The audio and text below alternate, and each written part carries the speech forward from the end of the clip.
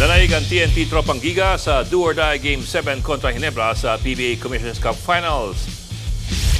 At live sa Smart Araneta Coliseum sa Quezon City, nasa frontline na balitang yan si Ian Suyu. Ian, ano ang final score?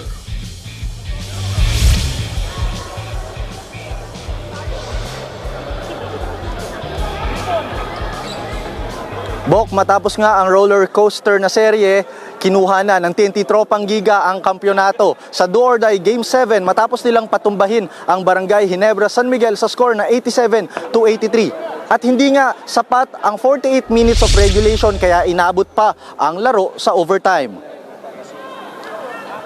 Kahit iika-ika ang import ng TNT na si Ronde Hollis Jefferson, nag-take over naman ang locals sa crunch time. Nakakuha sila ng 87-79 na lamang sa gitna ng overtime.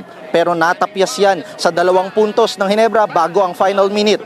Yun nga lang, isang crucial turnover ang nagawa ni Ginebra guard Scottie Thompson, dahilan para makakonvert ng crucial basket si Calvin Oftana. Top scorer para sa larong yan si RHJ with 25 points and 12 rebounds. Nag-step up din ang locals na sina Raynam Batak with 22 points at Glenn Cubuntin with 14 points. Kanina, itinanghal din bilang finals most valuable player si Raynam Batak.